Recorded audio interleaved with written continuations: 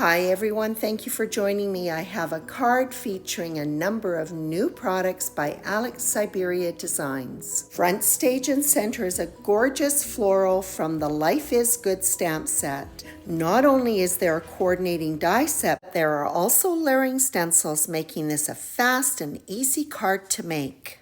And all on a background created with Modern Stripes Stencil. In my stamping platform, the image is stamped on white cardstock with black ink. This is a large image that will fill up an A2 size card. I use a pressure tool to get a good impression. Stamp is left in my MISTI because I will be coming back to it after the stenciling to emboss the image. The Life is Good layering stencil is comprised of 3 separate stencils. I like that the back of the packaging shows you exactly what each stencil will do and the order in which they are to be used. I like to number the order right on the stencils with a permanent marker. Stencil is easily lined up and the first stencil will add the base color of the leaves.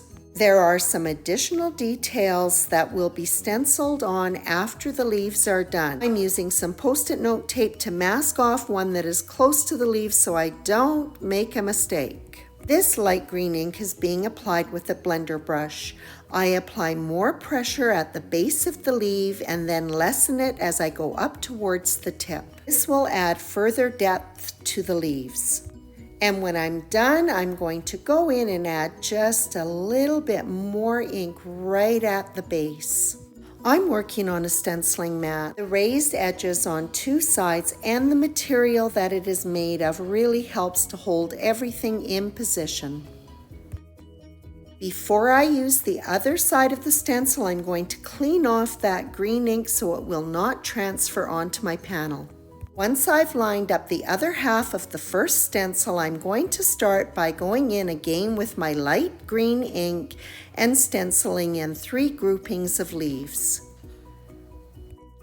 And when I'm done this time, I'm going to go in with a darker green ink and add it to the base of the leaves.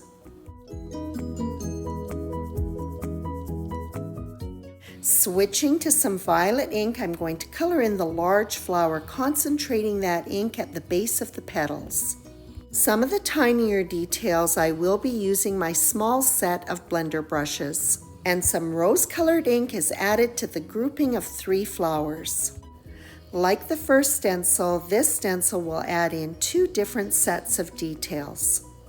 I'll begin by adding in some detail to the leaves, so I've switched over to a medium green. The side of the stencil also adds in some detail to the flowers.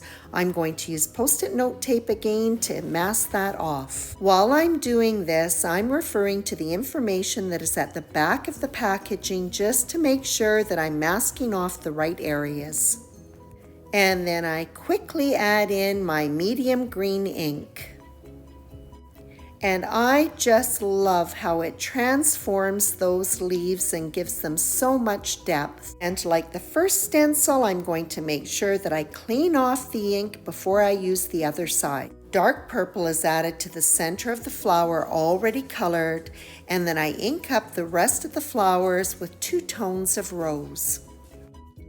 This third stencil will add in some details to 2 of the flowers and also the flower centers for the other 2. With some simple masking, dark purple detail is added to the center flower. This stencil will also add in some additional flowers and some detail to some of the smaller sprays of leaves. For all of these fine details, I've been using my smaller set of blender brushes. Bonus, this third stencil also includes a number of sentiments. And this is the point where I noticed I'd missed something. So back to stencil 2, which was easily lined up, and I colored in a little spray of leaves that I missed. The background for this card will be created using the Modern Stripes Stencil. First applying the lightest green that I used for the base of the leaves. And then I'm going to take the stencil and flip it around upside down and lay it back on my panel. The center point where those two diagonal lines meet on the stencil are lined up with those that are on my panel. This time I'll be applying the darkest green ink that was used to add detail to the leaves. The double stenciling will result in a basket weave on a portion of the panel. I'm going to put the stencil back down exactly where it was, and over the dark green area, I'm going to be applying a clear drying sparkly medium. This will add just a touch of shine and shimmer around the floral overlay. So just a reminder, when I had first stamped the image with the black ink, I left the stamp in my MISTI. The ink that I used for stenciling is slow drying, so I'm just going to test it for dryness by putting some powder on it first. It knocks off cleanly, but just as a precaution, I'm going to use some anti-static powder. Before I stamp it with Versamark, I make sure that the panel is oriented correctly. Like the first time I stamped this large image, I'm going to use my pressure tool to make sure that I get a good impression. And while I'm doing this, my heat tool is turned on and coming to its full temperature. Because the heat tool is hot, it's going to melt that embossing powder more quickly, minimizing warping. Applying the heat to the front and back of the panel also helps with this. Life is Good has coordinating dies. The die fits tightly around the edge of the image, making it very easy to line up. I use some low-tack purple tape to hold it in place so it doesn't shift as it goes through the die cutter. I want these flowers to have a little bit of dimension on the card, so I also use this die to cut white sheet foam. The flowers are stacked on it. The card base for this card is A2 size, 4 1/4 inches by 5 1/2 inches in landscape orientation, and is going to be matted with black cardstock. Modern Stripes stenciled background has been trimmed down to card front size, which is 4 inches by 5 1/4 inches. The Life is Good stamp set also comes with 4 sentiments which have coordinating dies. I'm using the Sweet Sentiment Be Happy, which is being stamped on white cardstock with black VersaFine. To get that sentiment good and black, I stamp it a couple of times and then I'm going to coat it with clear embossing powder.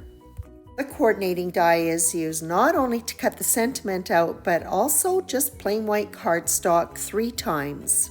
Adding a little bit of dimension to this small sentiment will help it stand out on the card.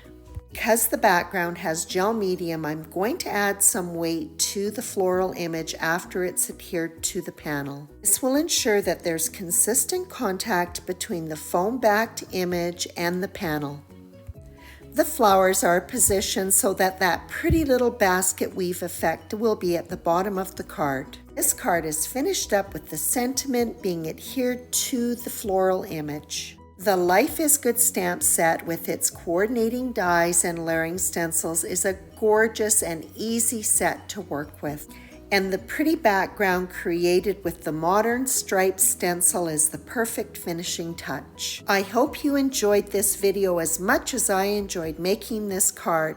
As always, I appreciate your visit.